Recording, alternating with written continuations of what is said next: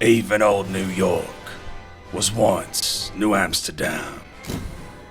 Hi, my name is Coach Thornberry. I'm a high school history teacher in the U.S. state of Georgia. We started off this unit looking at mercantilism and transatlantic trade.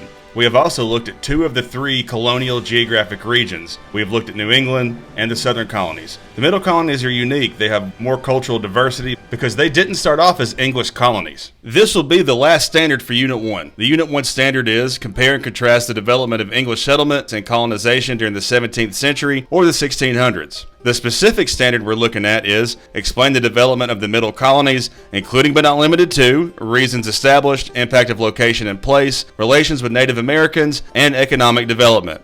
The 13 colonies can be divided into 3 geographic regions: the Southern Colonies, the Middle Colonies, and New England. In this video, we are looking at the Middle Colonies. The Middle Colonies were first established by the Netherlands and Sweden. They were not English colonies. The Dutch established a North American colony called New Netherland in 1614. The colony was founded as a private money-making venture by the Dutch, similar to what we see with Virginia. The Netherlands as a country is smaller than England, but they were an economic trading powerhouse across the globe. These money-making ventures had worked for the Dutch in other locations. Trade was centered around New Netherlands' capital of New Amsterdam. Today it's known as New York City. In the 1640s, New Sweden was handed over to the Netherlands. The Dutch colony's location between England's southern and New England colonies in North America made it attractive for the English to try to take it. New Netherland Governor Peter Stuyvesant negotiated the colony's transfer to British control without much resistance. The Middle Colonies colonial region is noted for its significant cultural and religious diversity. The Middle Colonies were created from land that was taken from New Netherland and New Sweden. The Middle Colonies had natural deep harbors and a river system that significantly shaped their development. The first colony we're looking at is New York. King Charles II gave the recently acquired New Netherland colony to his brother James, who was the Duke of York. This colony was given as a proprietary colony in 1664. This was around the same time the Carolina colony was granted to more of King Charles' allies. The colony and port was renamed to New York in honor of their new proprietor. He was the Duke of York after all. The original Dutch colonists were allowed to remain and reside in New York and speak their own language and worship as they pleased. This is another early foundation for religious tolerance in the United States. Colonial maps of New York City reflect some elements that are still found in the modern layout of the city. What you're looking at now is a map of New York City in the 1600s. Now here's New York today in the surrounding area. Colonial maps of New York City reflect some elements still found in the modern layout of the city. Wall Street, the location of the modern financial center, was a 12-foot wall that ran the width of Manhattan Island during the colonial period. The wall's purpose was to keep the Native Americans out of the settlement at the tip of the island. Broadway is another well-known modern street in New York City that was also prominent in the colonial New York period. The modern city grid and streets begin north of Wall Street. South of Wall Street, you could still see the old roads that were built by the Dutch when the city was called New Amsterdam. The next colony we'll look at is New Jersey. James, the Duke of York, who received the New York colony from his brother, believed the colony was too large to administer. He gave 2 of his allies, Lord John Berkeley and Sir George Carteret, land from which the New Jersey colony was created. Land in New Jersey was sold at low prices to attract settlers. The next colony we'll look at is Pennsylvania.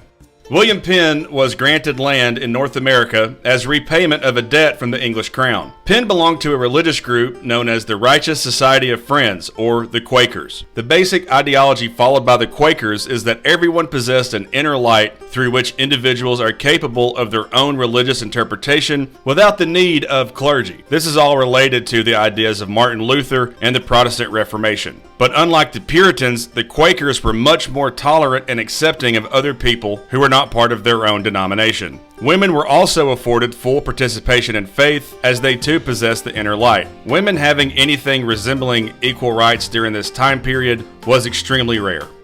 The Quakers believed in religious and fair treatment of the Native Americans in the area. Penn advertised his colony through Europe and quickly attracted over 100 settlers in their first year. A lot of immigrants from the various German kingdoms moved to Pennsylvania. Philadelphia rapidly grew to be a vibrant port city engaged in the transatlantic trade of goods.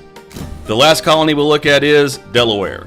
Delaware was originally the North American colony of New Sweden. The Swedish colony was taken by the Netherlands and absorbed into New Netherland in 1665 prior to the English taking power. The area today, known as Delaware, remained under control of the Duke of York until it transferred to William Penn and became part of Pennsylvania. And then finally in 1704, Delaware became its own independent colony.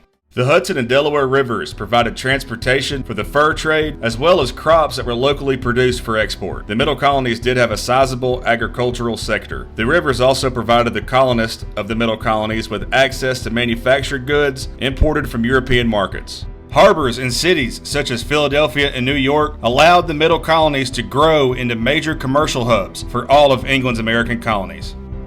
The Middle Colonies' geographic position united the American coastline under British control. From Boston to Charleston, the British controlled the Atlantic coastline. The Middle Colonies were a bridge between the large-scale farmers of the southern colonies and the merchants of New England. The region's colonies developed into strong merchant centers similar to New England. The Middle Colonies also farmed cash crops like wheat and corn similar to the southern colonies. In a lot of ways, the Middle Colonies had the best of both worlds with aspects of agriculture and a merchant class. Our colony stretched from Boston to Charleston, made the British Empire great. Imagine the betrayal. Okay, so to recap, we've talked about mercantilism. Mercantilism was the economic system where the mother country would exploit the colonies for resources. We talked about the transatlantic triangle trade that went from Europe to Africa to the Americas. We looked specifically at the three colonial regions, the southern colonies, the middle colonies, and New England. The southern colonies and the middle colonies were founded for economic reasons.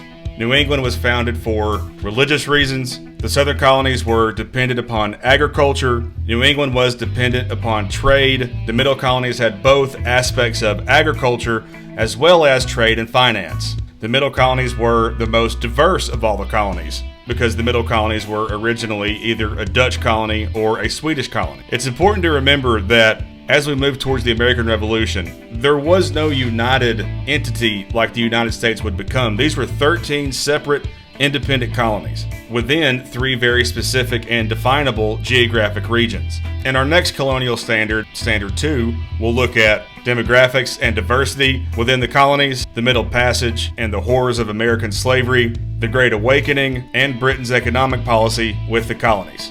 Until next time, keep it real, take it easy.